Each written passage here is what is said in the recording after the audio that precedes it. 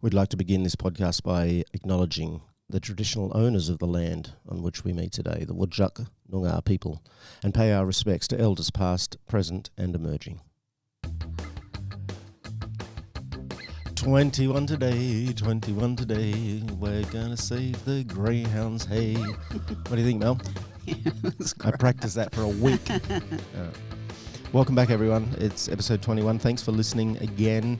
Last week we had a bit of a deep dive into the Estimates Hearing Committee. It's a bit dry sometimes when we talk about economics. As you know, I'm all about just saving the beautiful creatures. Mm-hmm. The injuries and the deaths, that's enough for me. Yep. No, I understand. But unfortunately, some people don't look at it that way. So we've got to come in from a financial perspective as well. Which is what we did last week. Yep. And I agree 100%. If we can follow the money trail and convince the WA public that this is not in their best interests financially, that's another little sort of string to the bow. Well, and it's 2024. Surely as human beings, we're better than that now. We can stop using animals for entertainment? Yeah. Yeah, I think that's a good idea. Well, this time we're going to have something a little different. We have the great honour of having a gentleman who works with those who have lost their companions, counsels them, helps them deal with that loss. So I think this is what resonates with people as well, is just the sheer joy that these creatures bring you and the sense of loss that can happen when they're not with you anymore. Yep, absolutely. And I think to normalise it a bit more, to be okay about feeling upset about losing an animal, because these animals come into your life and we're realising more and more what a significant part they play, that they are sentient beings that really do have their own personalities and are a real asset to your life. So why wouldn't we want to help each other get over that loss when it occurs? And Grant's going to help us understand that a little on a deeper level. Yep. Mel, one thing we want to keep hammering on the podcast, because it's super important, if you're going to make change, you have to raise your voice, and one way of raising your voice is to sign the bloody petition. That's right. Last one, I think, was 18,000. Yep, just over 18,500. And we're going to aim for 30,000. Yes, it is the perfect time because we have an election next year. We have had the hearing in front of the Estimates Committee. We need to start really opening it up and speaking about it. Yep. And pushing our MPs to make change. And if you've signed it, get 10 of your mates, family, friends, co-workers, anyone over 10 years of age. Yep. And a good way to start a chat is to grab some Free the Hounds merchandise. Yeah. If you're wearing a conversation. And also you can get little QR codes now. And I've got one on my wallet. So if anyone sees my T-shirt and says, what's going on with this? I get my wallet out and they just put their camera up against the thing and exactly, it takes you straight to the site. Yep. It's a very simple, lazy way to be a social activist. Exactly. So get out there and do it. That's it, I think. We've got the billboard. Mel, what's going on with the billboard? It is up in Subiaco. So if you're driving through Subiaco, I'm not going to say where, but if you're driving through there, have a look around at the billboards and see if you can see one. And if you can, once you've finished driving, when you get home, text us the location. There might be a surprise for someone if they let us know. Really? Might be, yeah. Okay. Podcast at freethehounds.com.au. That's right. Could some free merch even, potentially. Maybe. Yeah. Yep. All right, Mel. I think I'm really looking forward to this one. We have Grant Hazel with us. Hello, Grant. How are you? Very well. How are you? I'm good. Thanks for making time to be here in your schedule of things that you do. I know you've got a full-time job, plus you run a service called the Pet Loss Counsellor. Yeah, that's correct. And you support people, I guess, who are going through the grieving process of losing pets. I do. Can you tell us a little bit about what drove you to work in this area? Absolutely. I think for as long as I can remember, I've been an empath. And even when I was young, I think I always had an interest in people and maybe some of the problems that they had. And having grown up in a house of addiction, I think I always then had more of an interest in the human condition and have an appreciation as to why someone presents with the issues that they do, and that there's more to someone than perhaps just meets the eye. And then I remember the loss of my first dog when I was about 6, and her name was Nan, such as like your grandma, because she was a terrier, but she had a face like an old lady. So her name was Nan.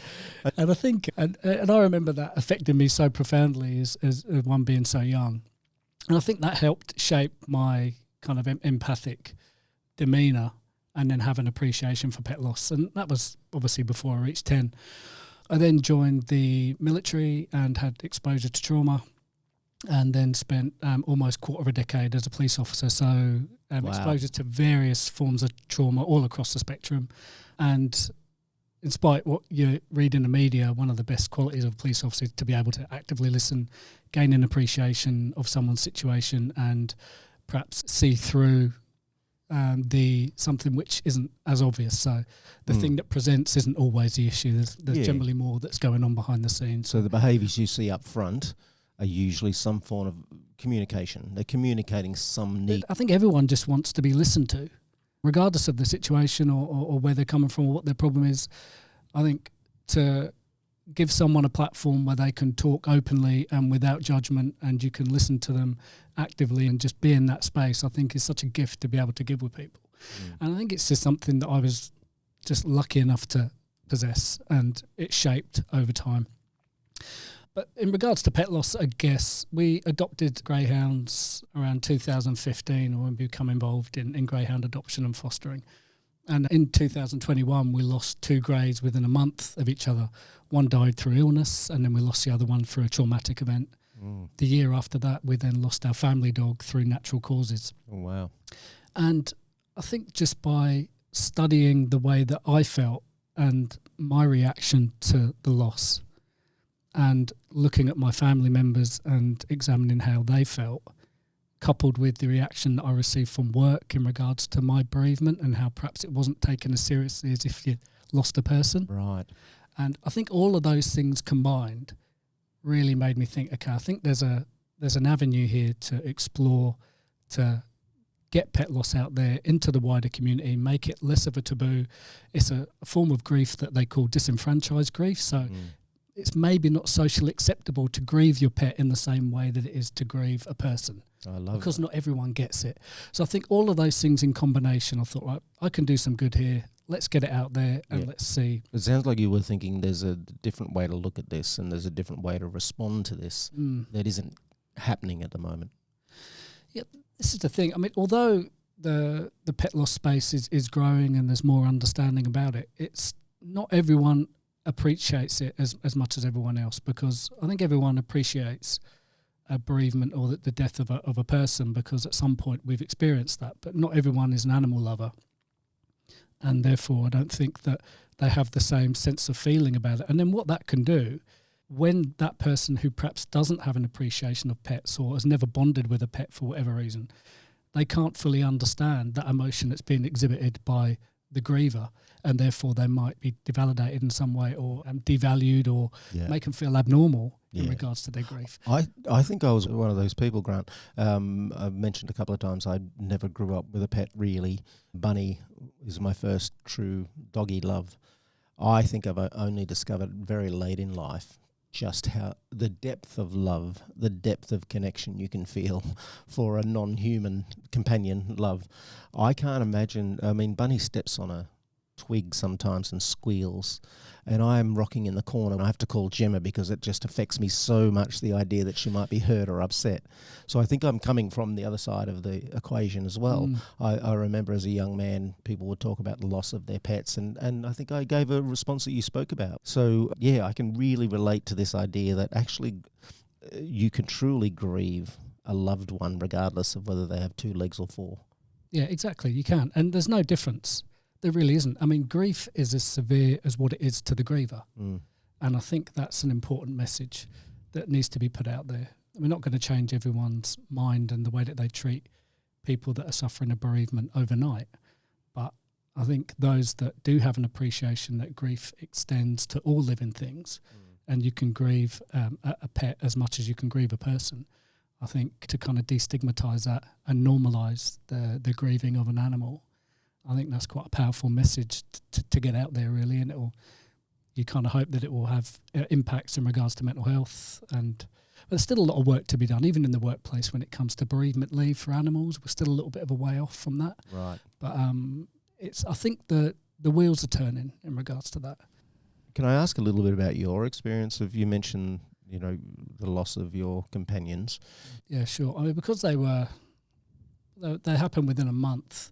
So then you have a succession of losses. So you have that cumulative grief. So 2 primary losses. So we lost Hope in the beginning of the month, and then we lost Stella in a traumatic incident towards the end of the month.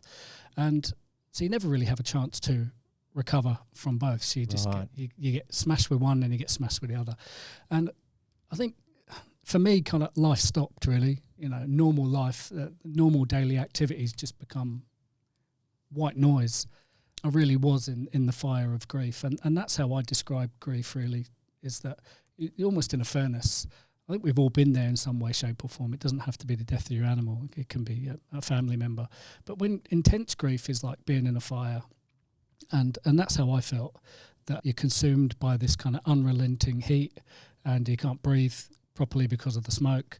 And not only that, you're dealing with the emotions of family members as well. So you're trying to contend with all that. So it was really tough. But and I knew, thankfully, I had an appreciation of how hard it was hitting me.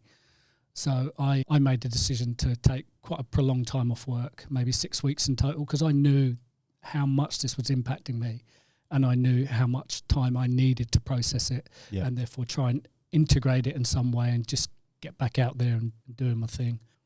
You've spoke a little bit about the skepticism for the idea that we can grieve as strongly and as powerfully for an animal companion as much as we can the loss of a human loved one. Sure. Do you find that that's shifting, or do you still find a bit of sort of skepticism in that area? It's definitely shifting.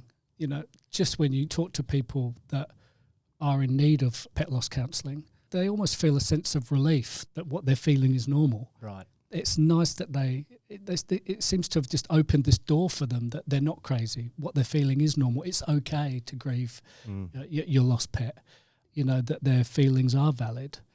And I think the skepticism is starting to go. You're always going to have that group of people that just don't get it. Yeah. But I think now those numbers are on the decline, and the message is going out there. It's getting out there more than ever now. And some people now are being more open with their emotions.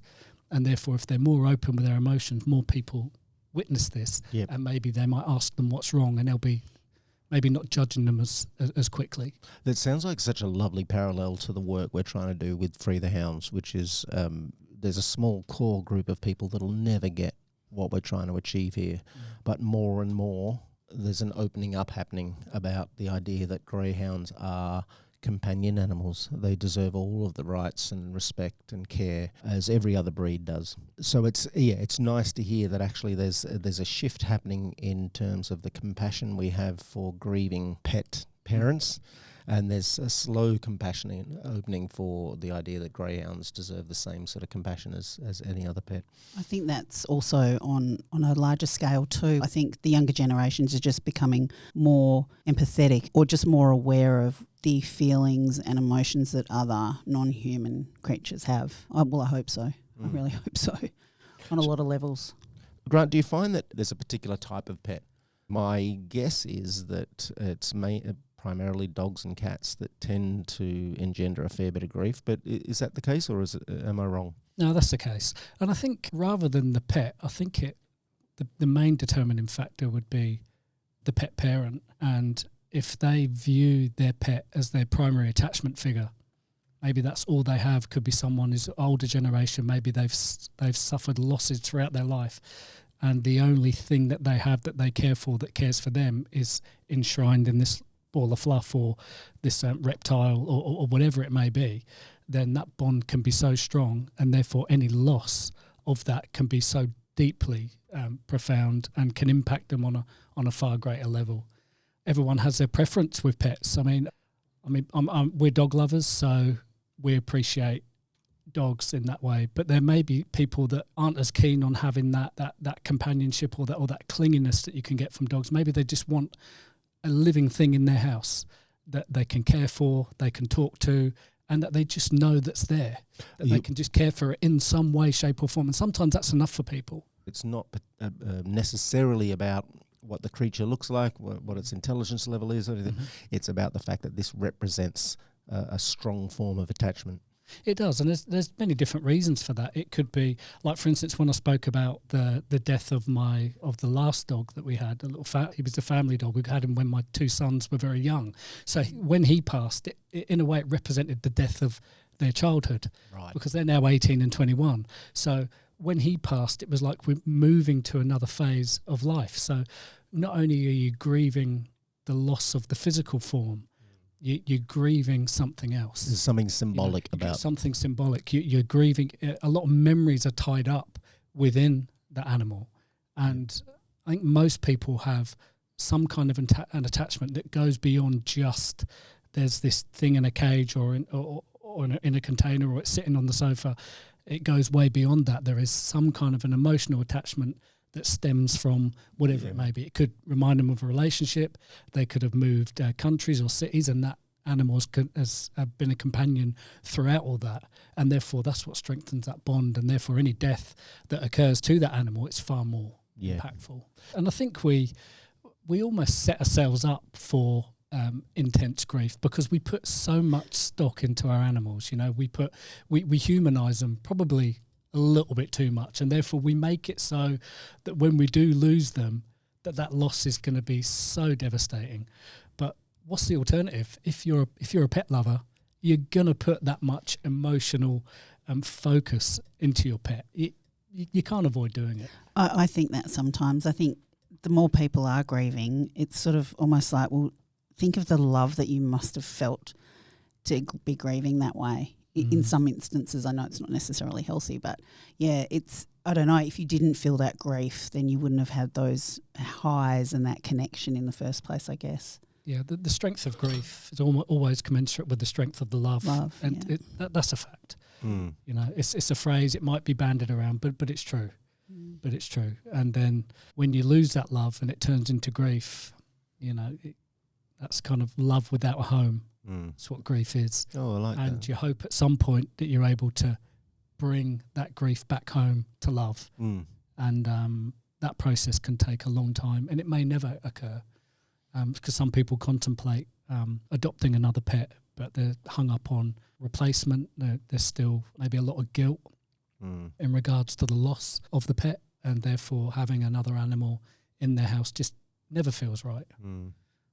But there's a lot of pressure sometimes for people to get another pet when perhaps they're not ready. Yeah. That would be a very hard one, I think, especially in the rescue arena. If you know that there's so many other dogs out there needing homes, but you just can't do that, doing what's right for yourself or doing what's right for the other dogs that are still out there. This is it. It's really difficult for some people. And there isn't any rule. It is purely an individual thing. I mean, so for instance, when we lost Stella, so with both greyhounds absent from the house through death, the gap, the hole was too great. And so we adopted Birdie within 2 weeks. And because it was just too cavernous, even though we had little Scruffy, the little terrier, the gap was huge. And there may have been some judgment there as well. That's something we're always conscious of. How did that go with making that choice? How did that play out? I mean, again, it's such an individual thing, and it just needed something to fill that void. And having been involved with greyhounds since 2015, I think it seemed like a natural thing to do. I thought, we've got some space. Let's get involved again. Let's support a cause that we're committed to and we're passionate about. And let's see how it goes. So it was a foster initially. And we were in a foster fail. Of course, it was always going to be a foster fail because to not have a greyhound in the house just felt completely alien and abnormal, and it proved to be the correct decision. Right. Yeah, that's what happens, isn't it? I think there is something quite particular about the connection and affection and bond you form with a greyhound. It is. And I think my understanding of that, and I don't have to tell anyone sitting around this table and any of the listeners, but I think when you become involved with greyhounds, you're not only adopting or fostering a dog and bringing it into your house, you're fighting for the cause. You're stepping into a movement. So you're rolling your sleeves up and you're saying, I'm here for you, I'm fighting for you, and we ride or die, kind of thing. And so not only do you have a pet, but you take that fight on as well. Yeah. So therefore the emotional content and the emotional quality is then lifted to another stratosphere. Well said. I couldn't agree more. Grant, do you feel being involved in animal rescue or advocacy, does it make people more vulnerable to burnout? And when people do foster or adopt, what sort of, or volunteer in this space, what do they need to look out for? I think we always want to try and prioritise self-care as best you can with a cause like ending greyhound racing. It's such a momentous thing, and I think although you can see the top of the mountain, it's an arduous trek to get there, and perhaps that summit is in sight, but you don't know when we're going to actually get there. Get a clear day to climb. Yeah, that's right. So I think that itself can create a lot of pressure and would be a lot of stress and a lot of emotional turmoil. And because you're living and breathing it day in, day out, you're continually fighting. And I think, like with anything that requires so much emotional effort, I think trying to take that time out and prioritise self-care and take some time away from anything that is so draining, I think is absolutely key. And I suppose the negative thing about that is you don't often realise burnout until it's at your doorstep. Are you listening, Mel? Oh, I know. Mel calls pressure, stress and emotional turmoil a Monday. Yeah. I think, someone else might recognise it, someone might tell you, but you might just, I'm okay. And you might have an inability to recognise it in yourself, but then all of a sudden, bang, and it's right there upon you. So I think maybe the key is just trying to periodically take that time just to look after yourself, not when you feel that you need it. Just implement these little breaks on a regular basis, and hopefully that's enough to kind of see you through and stop that, like falling over the precipice, Yeah. We took a little break from the podcast. We skipped an episode. And what did you do, Mel, for that break? Did you actually take a break? Or did you turn up at Senate estimates hearings? Yeah, I did. But I have, do you know what? The last probably week or so, I've found 3 new series on TV that I've been watching and getting stuck into that. So I have been taking time off. One of them's called Greyhound Rescue Venezuela. The other is Greyhound Rescue Santa Monica. And we love your passion, Mel. We love your passion. No. And if there wasn't that effort, that drive and that emotional commitment, then we wouldn't be as far along as what we are. You're right. But self-care needs to, at times, come into focus. Yeah. What advice would you give, Grant, to our listeners about losing a pet, about grief? I think to keep it simple, really, is that the emotion, the strength of emotion is as serious as what you feel.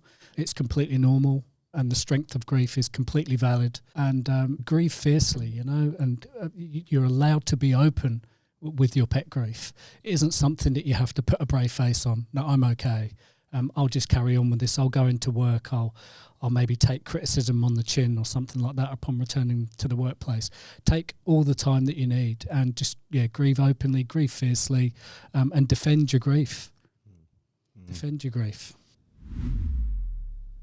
This was pretty enlightening and enjoyable. It was nice. Thank you, Grant. No, thank you. It was really good. I think what's important to me as well is it's so nice to have a male on the show who's advocating in this area, only because we know, Mel, that most workers in this field, most advocates, most social justice warriors tend to be women. That's right. Hallelujah to the women and the work you do. But we do need more men to join, don't we? Absolutely. And unfortunately, they're the most at-risk demographic for falling into gambling, and also, sadly, from not being able to speak out or to talk about any mental health issues that they might have. Because these things, greyhound racing, gambling and all that, they're so intrinsically linked when you look in the background. Yep. And I've got 3 sons and a daughter, so you can see it. You can see the personality traits in them, right? and how different they are or can be. So thank you to both of you that we've got men prepared to speak out and to discuss these things.